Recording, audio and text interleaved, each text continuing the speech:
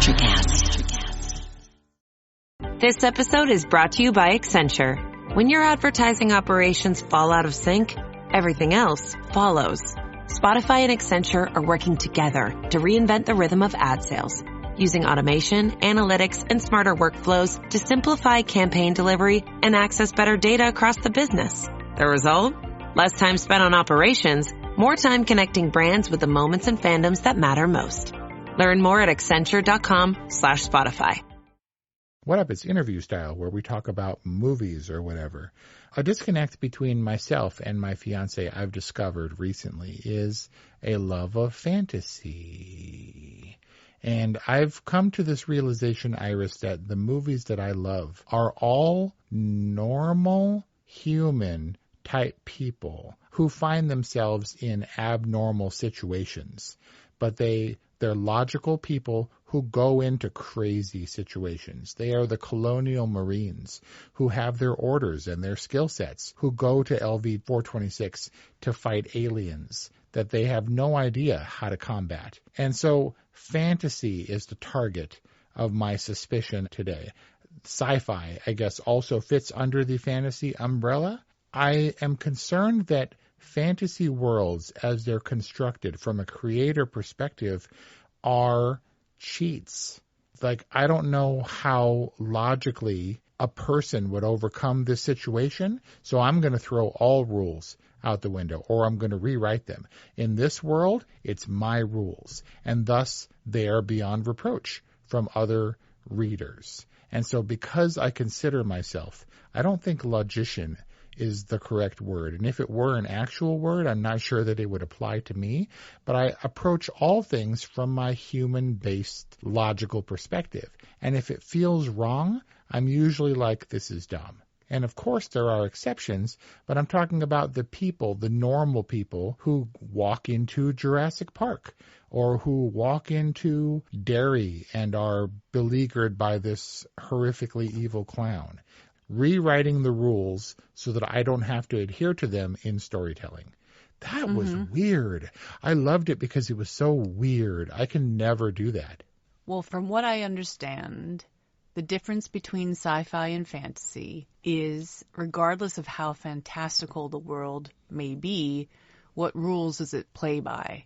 And in science fiction, it plays by known scientific rules, the rules that our world operates under. Regardless of how fantastical the situation may be, the world operates under the same rules that we understand. Whereas in fantasy, it's a little bit like all bets are off. It can be a fantastical world where the rules of our world don't apply.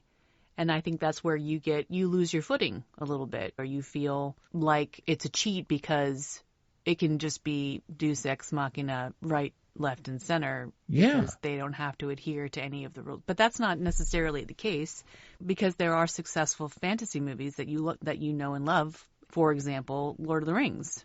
Yep, for sure. And that is a notable exception.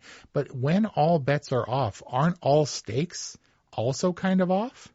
Well, the important thing to establish in the burden of fantasy stories is they have to explicitly state their new set of rules, even if they aren't the same as ours. And if those aren't explicitly stated, if we don't understand them, then I agree, I can't get on board. Yeah, but the hobbits of the Shire are simple folk. They're non-magical folk. They are the every people. A big day for them would be like going to Rivendell. That's an unthinkable, life-changing adventure. And the idea of going to Mordor is so far beyond their reckoning. It would never happen to an ordinary hobbit. The same applies. We get into some crazy stuff, but that's because we fellowship with other crazy people.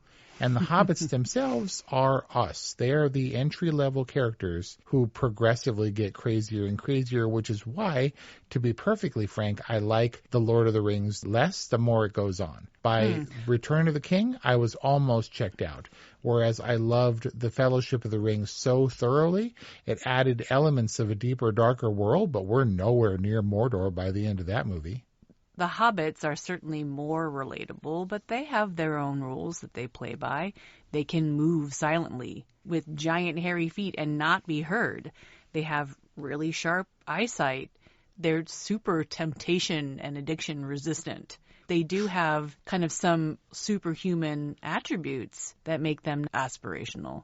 So my point is that you understand the rules of Tolkien's Middle-earth and therefore can get behind it enough that you stick around for Return of the King. We talked about our discussion for Dungeons & Dragons Honor Among Thieves, inexplicably, is on our website or wherever you get podcasts. And the reason I liked that utterly nerdy fantasy movie, as I was mentioning to Kelly Ray, is because they are normal people. Chris Pine is like a normal dude with tongue-in-cheek who's playing a bard, and Hugh Grant is just Hugh Grant in a fantasy situation that they know is totally absurd and are playing it appropriately tongue-in-cheek and in the know. They're in the joke, and that's what makes it fun and relatable. But when it's like earnest and honest and like, this is a world of dragons and magic, I'm like, ugh. It's why the evil witch in Dungeons & Dragons Honor Among Thieves was the worst part of that movie, because she was diehard, not in on the joke, ultra magic. This is what the other dour Dungeons & Dragons movie was. You know, it's not funny. It's not part of the joke. And thus it's lame. Like too much, I'm afraid, fantasy is lame. Interesting. I want to cap this with the one thing that I saw in the world of memedom, which was saying that, you know, the humans, any race could have gotten rid of the ring easily. All you have to do, if it affects the wearer, you know, they could have just put it on a chihuahua, on a collar around its neck, and led this dog to the fires of Mount Doom. Spoiler. And if the chihuahua goes nuts, how bad could it be? How much damage could one chihuahua do to the race of men or to the world of Middle-earth, right? And then a commenter said that's basically what they did, just with hobbits as the chihuahuas. Oh. They got Frodo to bear the ring, Gandalf did. And if Frodo loses it and starts stabbing people or whatever, what's the worst that could happen?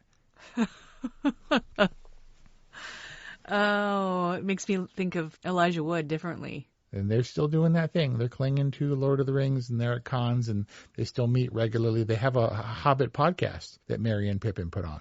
I don't want to talk up like competing movie podcasts, but By we're all means, bros. do. We're all friends. Shout out to our bros at the Hobbit podcast, Second Breakfast, or whatever it's called, and of our friends, the Devaney twins at Raiders of the Lost podcast. Check out our episode with them, or orwhatevermovies.com, or wherever you get podcasts. And forthcoming collaborations. Thanks for playing. Kelly, bye. Hey, it's Ryan Reynolds here from Mint Mobile. Now, I was looking for fun ways to tell you that Mint's offer of unlimited premium wireless for $15 a month is back. So I thought it would be fun if we made $15 bills. But it turns out that's very illegal. So there goes my big idea for the commercial. Give it a try at mintmobile.com/switch. Upfront payment of $45 for 3 months, $90 for 6 months, or $180 for 12-month plan required. $15 per month equivalent. Taxes and fees extra. Initial plan term only. Greater than 50 gigabytes may slow when network is busy. See terms. Electric acid.